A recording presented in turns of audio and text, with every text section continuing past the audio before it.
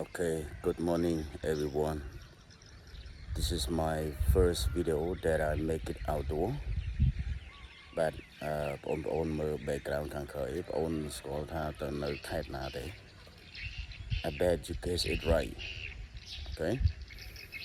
ទៅស្អាតមែនតើ early in the morning មើលទៅស្អាតណាស់បងប្អូនណា background មើលទៅសមុទ្របាទអញ្ចឹងវីដេអូថ្ងៃនេះខ្ញុំសូមធ្វើដោយបកស្រាយនៅសំណួរបងប្អូនមួយចំនួនក៏បានសួរខ្ញុំថា lecturer what are the 5 precepts of the Buddha បាទគាត់សួរថាលោកគ្រូតើសិល5មានអីខ្លះទៅខ្ញុំជឿថាយើងទាំងអស់គ្នាជាពុទ្ធបរិស័ទយើងទាំងអស់គ្នាដឹងហើយសិល5របស់ព្រះពុទ្ធព្រះអង្គយើងបាទទី1នោះគឺ no killing មានន័យថាហាមសម្លាប់ហ្នឹងគឺហាមសម្លាប់ទាំងសត្វទាំងមនុស្សគ្រប់យ៉ាងទាំងអស់ព្រោះព្រះអង្គមានពុទ្ធដីកាថាទោះបីជាសត្វដេរឆានក៏ដោយក៏គ្នាចង់មានជីវិតរស់ដែរបាទហើយទី2នោះគឺ no telling lie មានន័យថាហាមកុហកពួកកុហកនេះវាមិនល្អទេកាលណាគេដឹងការពិតទៅគឺនាំឲ្យមានគ្រោះមហន្តរាយធំហើយទី3គឺ no stealing មានន័យថាហាមលួចនេះគឺយើងដឹងទាំងអស់ហើយថាយើងម្នាក់សុទ្ធតែស្រឡាញ់នៅកម្មសិទ្ធិរបស់យើងមិនថាជារបស់មានតម្លៃតិចក្តីច្រើនក្តីយើងសុទ្ធតែស្រឡាញ់ហួងហែងចង់ថែរក្សាឲ្យគង់វង្សហើយកាលណាយើងទៅលួចគេទៅធ្វើឲ្យមានការឈឺចាប់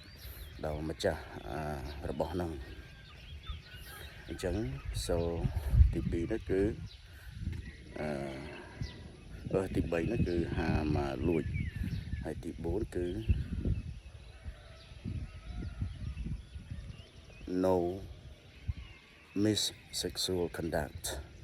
វាថាហាមប្រព្រឹត្តខុសក្នុងកាមនោះព្រះអង្គហាមឃាត់គឺមិនចង់ឲ្យមនុស្សលោកយើងប្រព្រឹត្តខុសក្នុងកាមគឺយើងត្រូវមានភាពស្មោះត្រង់ជាមួយនឹងដៃគូស្នេហារបស់យើងមានដៃគូហើយយើងមិនត្រូវលួចផិតក្បត់ទៅមានអ្នកថ្មីយើងមិនត្រូវលួចប្រពន្ធកូនគេប្តីគេអញ្ចឹងទៅពួកវាបាបកម្មខ្លាំងណាស់បាទហើយទី5ចុងក្រោយសិល5នោះគឺ no alcohol មានន័យថាគឺហាមសេពគ្រឿងស្រវឹងហើយសិលទី5នេះគឺព្រះអង្គហាមដាច់ខាតដាក់ទោសធ្ងន់ជាងគេហេតុអីបានជាព្រះអង្គហាមសិល5នេះដាក់ទោសសិល5ធ្ងន់ជាងគេព្រោះទឹកសូរ៉ានេះយើងហៅថាជាទឹកបដូរនិស្ស័យនៅពេលដែលមនុស្សយើងសេពសូរ៉ាទៅសេពគ្រឿងស្រវឹងទៅនឹងធ្វើឲ្យមនុស្សយើងបដូរនិស្ស័យបាទហ៊ានប្រព្រឹត្តនៅអំពើបាបទាំង4ទាំងប្រមាណនេះកាលណាយើងស្រវឹងហើយគឺយើងហ៊ានសម្លាប់ហ៊ានកុហកហ៊ានលួចហើយនឹងហ៊ានប្រព្រឹត្តខុសក្នុងកាមអញ្ចឹងហើយបានជាព្រះអង្គដាក់ទោសសិលទី5នេះគឺសូរ៉ានេះគឺធ្ងន់ជាងគេបាទអានេះគឺជាសិល5របស់ព្រះពុទ្ធអង្គបាទហើយសង្ឃឹមថាបងប្អូនទាំងអស់គ្នានឹងយល់និងប្រតិបត្តិតាមសិល5របស់ព្រះពុទ្ធអង្គ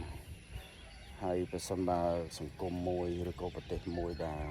ប្រជាជនយល់ដឹងច្បាស់អំពីសិល5ហ្នឹងហើយចូលរួមអនុវត្តទាំងអស់គ្នាសិល5នេះគឺមិនសម្លាប់មិនលួចមិនកុហកមិនប្រព្រឹត្តខុសក្នុងកាមហើយនឹងមិនសេពគ្រឿងស្រវឹងគឺធ្វើឲ្យសង្គមជាតិនឹងរស់នៅប្រកបដោយ សុខសន្តិភាពបាទយើងដឹងហើយថាការដែលសង្គមមួយគ្មានការកាប់សម្លាប់គ្មានការកុហកគ្នាគ្មានការលួចឆក់ប្លន់គ្នាគ្មានការលួចផិតក្បត់គ្នាហើយនឹងគ្មានការសេពគ្រឿងស្រវឹងធ្វើឲ្យប្រជាជនក្នុងសង្គមហ្នឹងពោពេញទៅដោយចំណេះដឹងហើយរស់នៅទៅដោយសុខសន្តិភាពបាទអញ្ចឹងវីដេអូនេះមានតែប៉ុណ្្នឹងទេអរគុណទាំងអស់គ្នាបងប្អូនទាំងអស់គ្នាជូនពរសុខសប្បាយរីករាយបុណ្យចូលឆ្នាំថ្មីឆ្នាំ2025នេះអរគុណច្រើនបាយបាយបាទ